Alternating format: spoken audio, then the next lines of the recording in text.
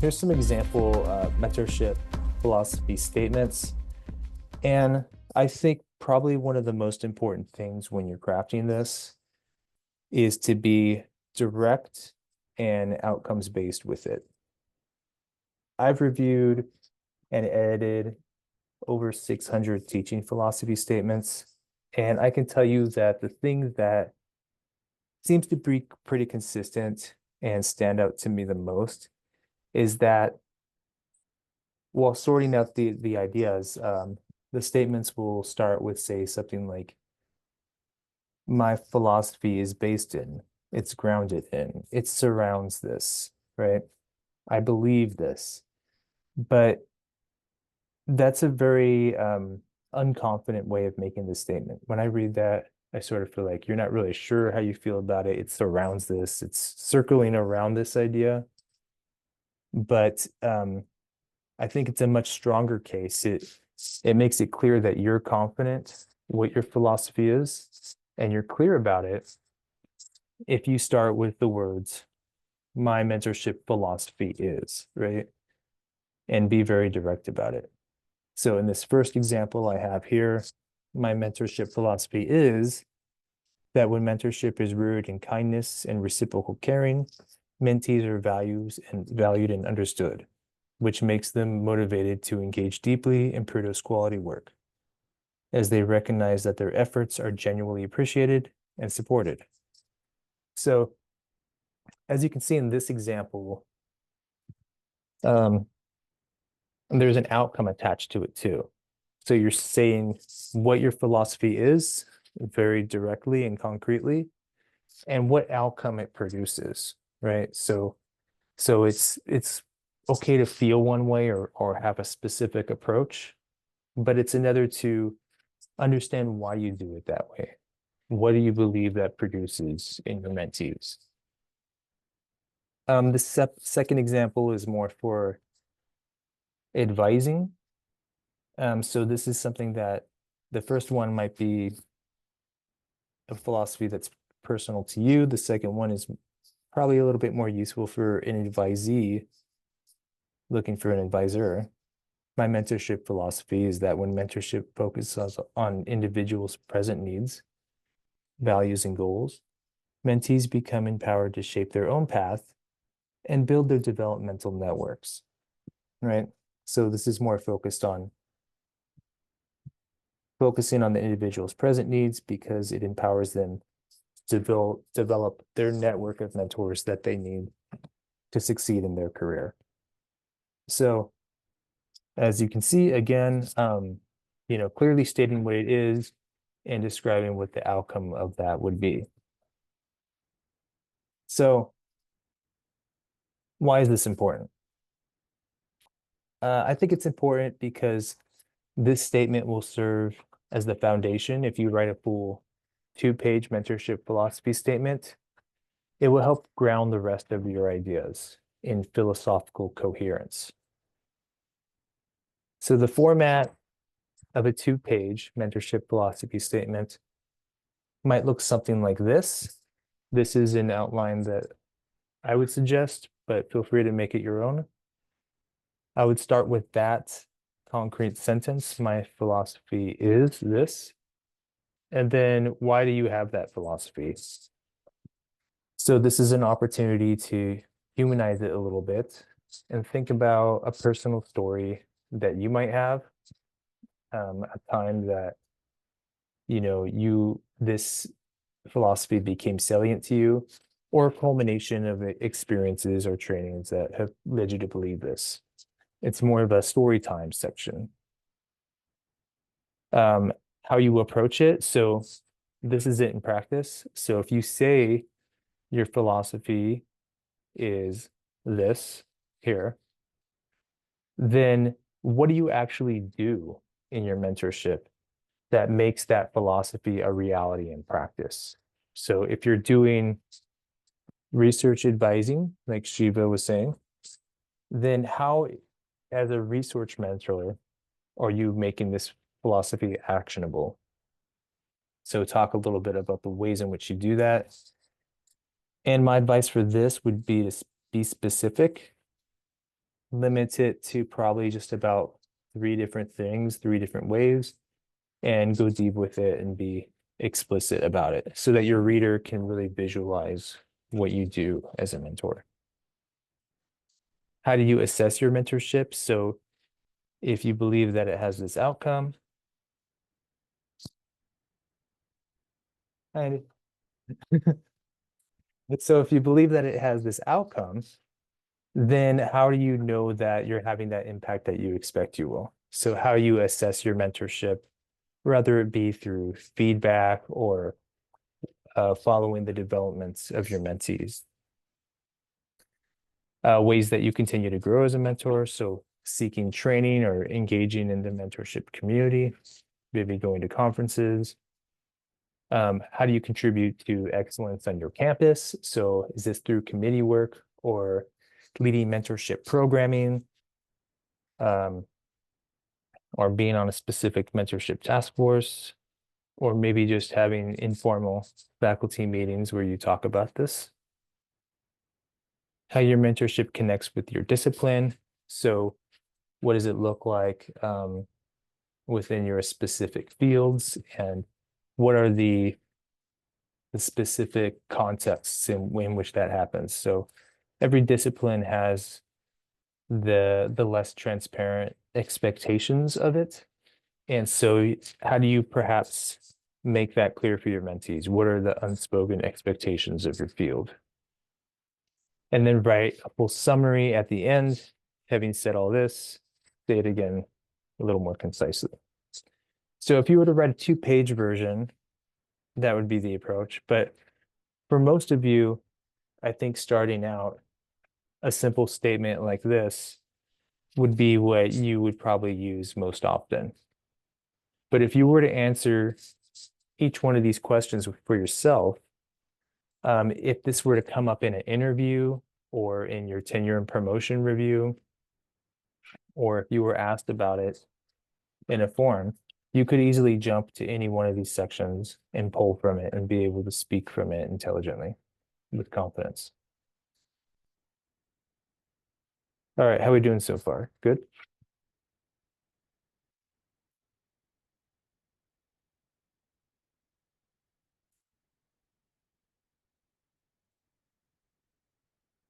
All right, I got a thumbs up.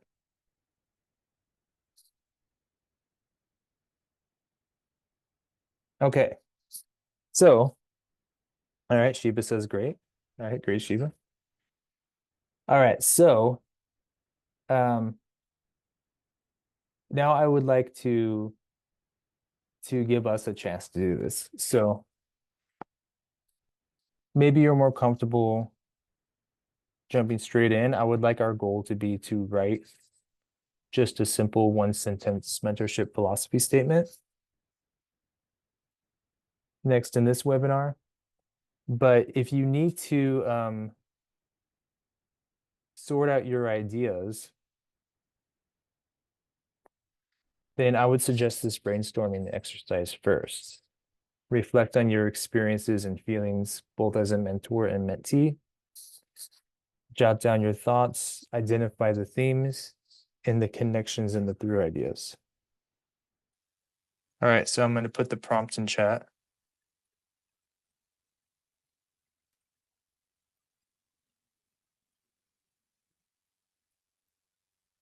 All right. So let's give it 3 minutes and then write down some of these ideas and then I'll check in. Wonderful. Okay. Seems like we're ready to move on.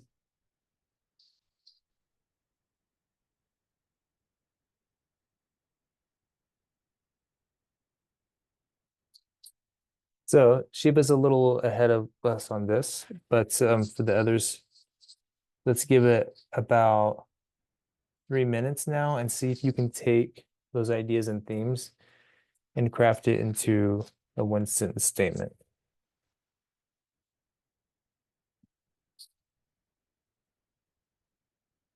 Yeah.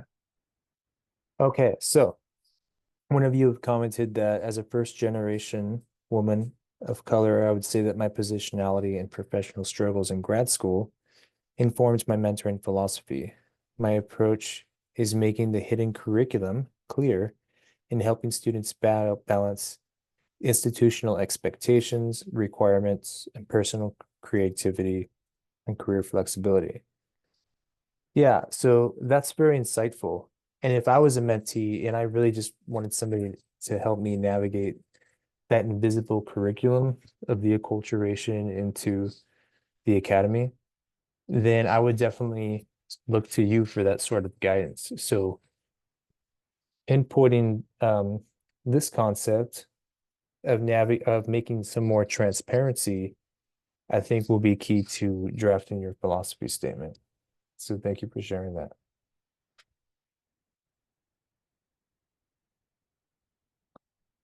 All right, we had another statement come in. My mentorship philosophy relies on personalized connections. I begin with listening to the mentee to identify their goals in ways that meet my in my experience and expertise can be useful to them. Of course, I won't always have the answers they're looking for, but I'm sure to get back to mentees after doing some more research on their questions. I use regular check-ins to make sure mentees become increasingly comfortable reaching out to me and so that I get to learn more about them. Great. All right. So now that we got our statements fleshed out a bit, um, I would like for us to review somebody else's statement and take some notes while you're reviewing it. Was it clear? Could a mentee identify a fitting mentor from this description? And could a review committee identify the unique value being offered? And then make a note for yourself as well. How does this influence your own philosophy? So there's two ways we can do this. I can put you in a breakout room and then you can share with each other, read to each other your statements and take the notes. So after hearing your peers' statements, I just thought maybe we could chat about it for a second. So without identifying anybody, what did you like about your peer statement?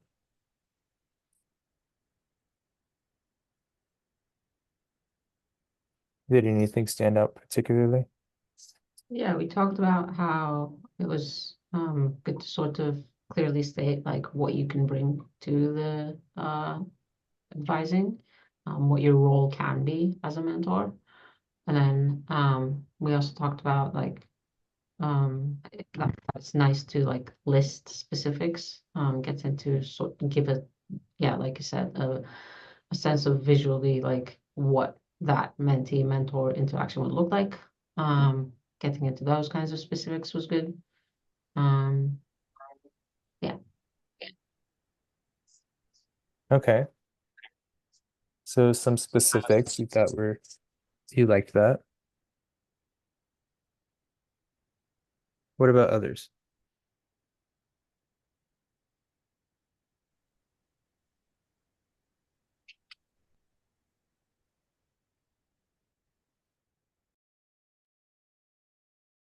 Was there anything you think could be improved?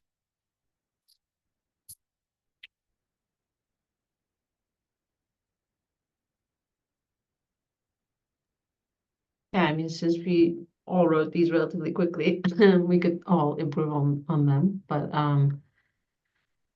yeah, to sort of clarify what you as the mentor can offer and also set the tone as like I we might have this mentor mentee labels, but like it is going to be an evolving process where like we're not always going to have the answers. So like setting the tone with that, and then learning from each other.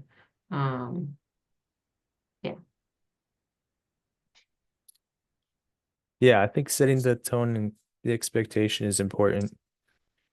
You can also have like a mentorship contract agreement Yeah, it seems like you're familiar.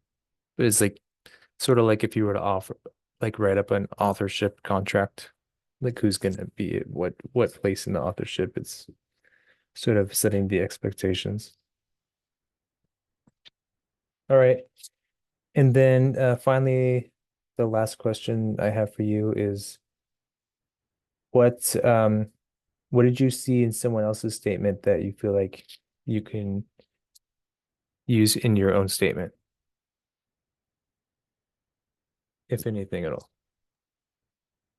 Think I'll probably add more in mine on why I have this mentorship statement. So like where I'm coming from and like said saying these things kind of thing.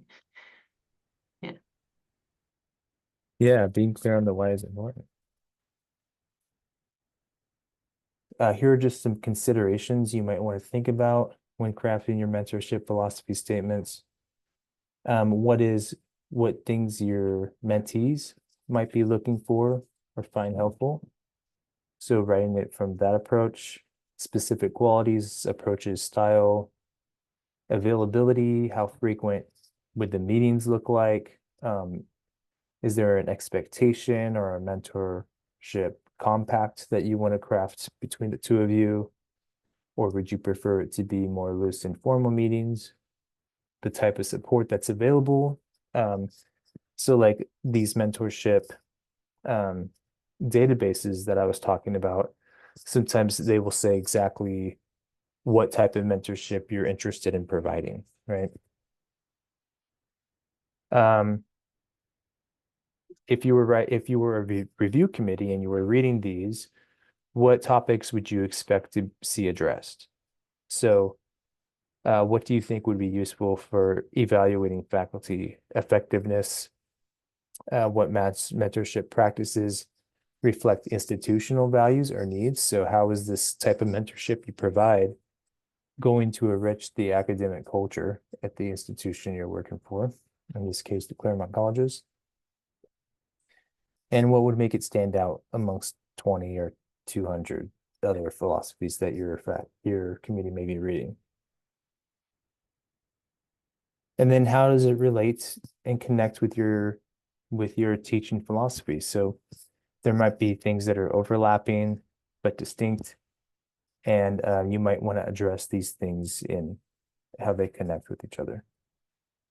I thought it might be helpful to sort of clarify why would we even want to do something like this to begin with? Well, in our specific context, uh, we are at the Claremont Colleges, which is a liberal arts college. And in the liberal arts environment, close student faculty relationships tends to be the norm. And it's a huge motivation for why students come here to begin with. So I've looked at the some of the incoming and graduating student surveys. And a theme that seems to be pretty consistent is that students that come to these colleges, they're not just doing it because they want a degree or because they want to increase their career prospects, but they also do it for more holistic development. And so they really look forward to that faculty mentorship, that close student faculty relationship they have the opportunity to have here in a residential college community like this. Um, Another reason for crafting a mentorship philosophy statement is that it might be useful for your mentees. So it might be helpful for them to see what your mentorship style is in advance because it will help them identify who they might want to collaborate with. So this is something that you could put on your faculty profile or on your syllabus or any other place you might think it's helpful. And we're also building a mentorship directory here at the Claremont colleges. So you could put it there as well, and students would be able to find you, and you could find students that you might want to work with on specific projects and other faculty alike. It's also valuable for your review committees and career advancement. So when it comes to your tenure and promotion packages, Mentorship is increasingly becoming a thing that's looked at because it is a key responsibility of the faculty role. And so because those tenure packages can sometimes be a looser narrative of how your career is developing and coming forward, you can consider this as a part of your service. Same thing for if you're doing job applications, if you're looking for another position. We see teaching philosophies commonly asked for, and this mentorship statement is something that's talked about starting to be included in a lot of these considerations because we don't want faculty that are just good in their discipline or in their research, but also who are going to be good mentors. Okay. And finally, another important why that you might want to write something like this is for your own development. So you might do mentorship in a way that you're accustomed to, somewhat unconsciously, but writing out your statement will make it more salient to you why you mentor the way you do. And it will help you to be more intentional about it and stay true to your approach. So if you value, say, like a more personalized approach for your students, but then you get busy and you start slipping into more transactional advising type of mentorship, writing this statement out might sort of keep you within the lines, like keep you on track for that. And it might also help you identify areas where you might want to seek additional training and grow as a mentor. So those are some reasons why you might want to write something like this.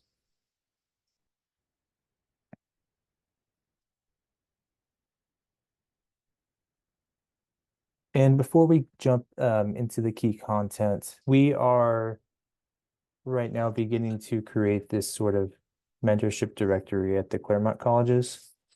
So I just wanted to give you an example of what it looks like.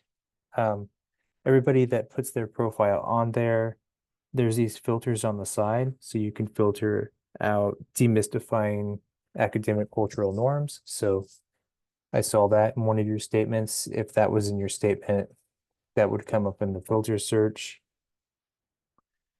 Uncertainty about staying in graduate school. Like these are just some examples you can see.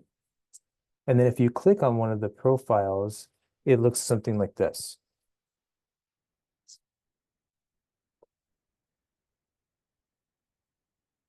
So it has the professional experience. They say what mentoring means to me. So that's sort of their version of a philosophy statement. And then it also has this, which I think is pretty useful, topics I'm willing to discuss with students. So academic culture, again, non-academic paths after grad school, other topics, and personal experiences. So ideally, we would like to build this and then eventually merge it with the research profiles or your art profiles, whatever your field happens to be, so that mentors and mentees can find each other, and also so we can foster academic collaboration across the colleges. In this office, we do give out grants once a year for faculty to do collaborative research at the Claremont colleges and lead mentorship projects. And so if you're looking for others to collaborate with, this might be helpful for that as well.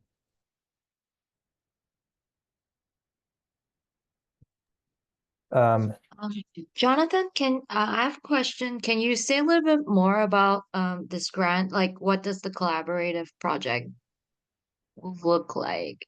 And like maybe give some examples about the project that has been in place in the past couple of years. Thank you.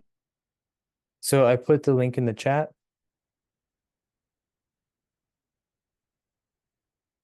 Um, So the award objectives, like I said, is faculty mentorship programming and collaborative research. In terms of collaborative research, what we're really looking for is projects that are innovative. So it really takes advantage of what we do here as a consortium to increase the scale and impact of what can be done as several different colleges that share resources, intellectual resources and physical resources, and not just what you might do as a single college. And then for the mentorship, we're looking for programs that go beyond just the traditional hierarchical version of mentoring and increases like developmental networks or multidimensional mentoring,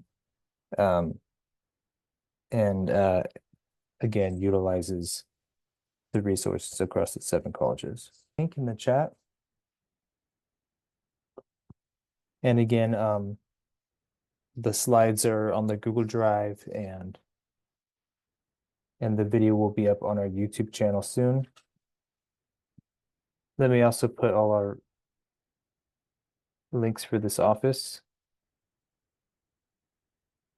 so you can follow us on LinkedIn, check out our website for future events. And in the survey, please do let us know what future events or programs that you would like us to offer to best support you.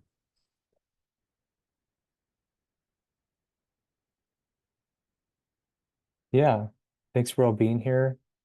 I'm just going to hang out and give you a chance to fill out that survey. And I'm also going to hang out in case you have any more questions or anything else you'd like to discuss. But beyond that, you're free to go, and you're also free to stay.